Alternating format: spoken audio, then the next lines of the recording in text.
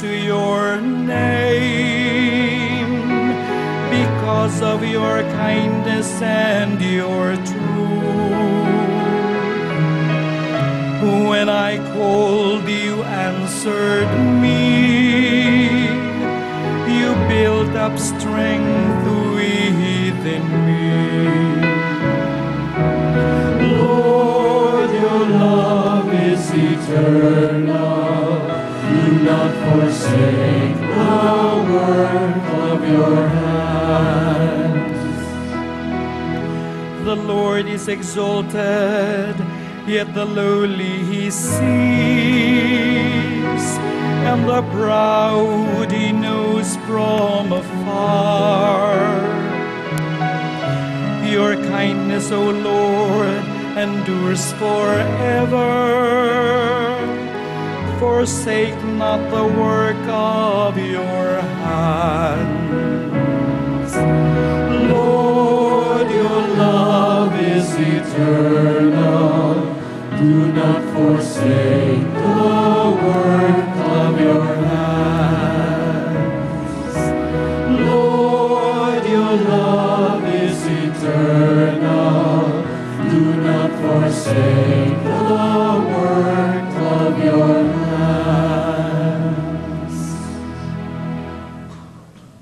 The salvation which the Father has accomplished through Jesus leads Paul to contemplation and praise, prayer and thanksgiving. Our second reading.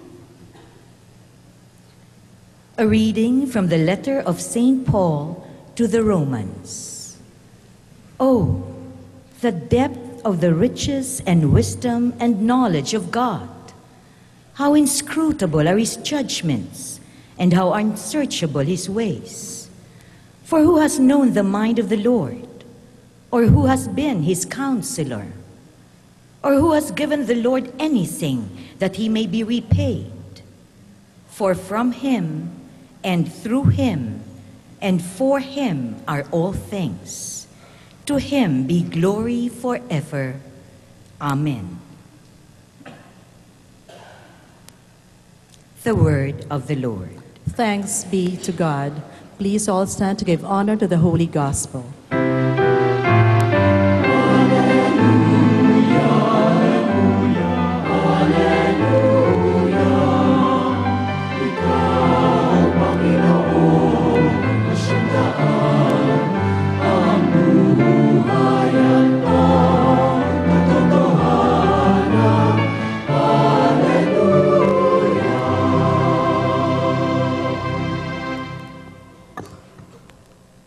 The Lord be with you. And also with you. The proclamation of the Holy Gospel according to Matthew. Glory to you, O Lord.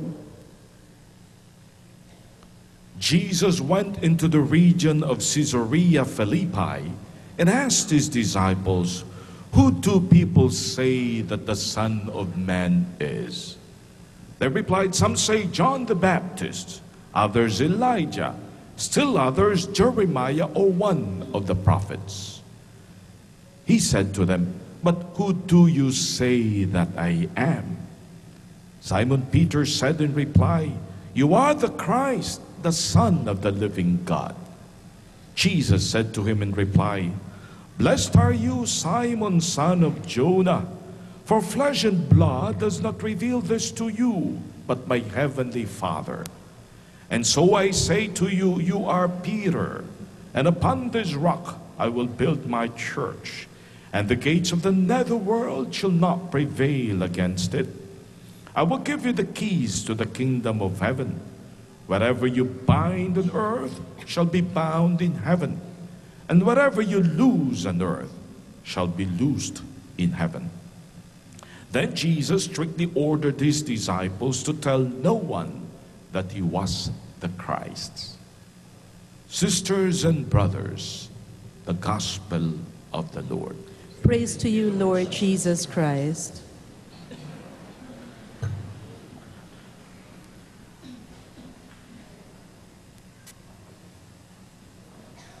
Una po sa lahat ang ating pong pagpati sa mga taga St. Michael College of Laguna, sa kanila pong 36 Foundation Anniversary. Ito po'y pang-anim na nilang pagpunta at pag-sponsor sa ating Sunday TV Mass. Kasama po nila ang kanila pong presidenteng si Dr. Lourdes Almedesese at ang kanila pong mga academic officers. Palakpakan po natin sila.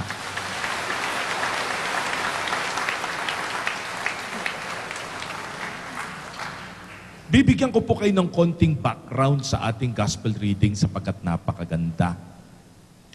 Ang Caesarea Philippi o Philippi para sa iba ay nasa medyo northern part ng Israel. Ang Galilee medyo nasa baba pa nga. At pagkatapos, ang Jerusalem ay babang-baba. In short, si Kristo na papunta na sa Jerusalem, nagdesisyong umakyat pa muna. Lumayo pa from Galilee, the northern part, to a far northern part, which was Caesarea Philippi, malapit na sa border ng Syria. Bakit? Kailangan nilang mag-retreat. He had to go bring his disciples sapagkat doon masinsina niyang kakausapin. Alam niya na sa Jerusalem, pag sila'y pumunta na roon, kamatayan ang sa kanya'y nag-aantay. Bago pa man lamang siya umalis, he had to make sure na naintindihan na ng mga disipulo at nakilala na siyang tunay. And so, ang una niyang tanong sa kanila, after 3 years na itong 12 ito'y napalapit na sa kanya, tinutukan niya, tinuruan ng matindi. Many of the things he revealed to them and to the others he did not. Pero etong mga ito, dapat gets na kung sino siya. And so, the first question, ano ba ang mga naririnig ninyo na sinasabi ng iba tungkol sa akin? Ano ba ang kanilang pagkakilala sa akin? And so they came up with a lot of names. Sabi ng iba, you are John the Baptist na muling nabuhay. Sabi ng iba, Jeremiah. Sabi ng iba, yung mga propeta na muling nabuhay. One of the prophets of God. Then, the more important question, para sa inyo, ano ang pagkakilala nyo sa akin? Sino ako? In the name of all the other disciples, Peter speaks up. You are the Christ, the Son of the living God. Ang katagang Christos sa Griego, Messiah sa Hebrew, ikaw yun. Yung inaasahan ng Israel, yung tagapagligtas na aming matagal nang inaantay, ikaw ang pinadala ng Ama. You are the Son of the living God. My dear friends, the Lord had to tell Peter, Peter, hindi yan kaalaman ng tao. Kaya kung nasabi mo yan, it is because the Father in heaven revealed this to you. Pinaalam. You have gotten to know this discovery because my Heavenly Father decided to reveal it to you. My dear friends, dahil po sa mga kataga ni Pedro, eto naman ngayon si Kristo. Now, it takes the risk to do something about humanity. May itinatag siyang simbahan, iiwanan niya na ito ngayon. Dito sa 12 kanya po ngayong bibigyan ng kapangyarihan. And so he says, and you are Peter, pangalang hindi bago, pangalang bago, pangalang hindi common, pangalang inimbento ni Kristo. You are Petra. Ang katagang Petra po, hindi ibig sabihin, malaking-malaking bato. Uupo muna ako. Ang Petra po ay maliit lang na bato. At ang sabi sa kanya, you are Peter na dating Simon, anak ni Jona. Ito ngayon ang sinasabi ko sa iyo. You are rock, and on you I will build my church. Sana po sa mga paring nakikinig ngayon, napakalaking bagay ito na wag naming dapat makalimutan. Sa mga katagang, I will build my church, 2 things are being told to us by the Lord.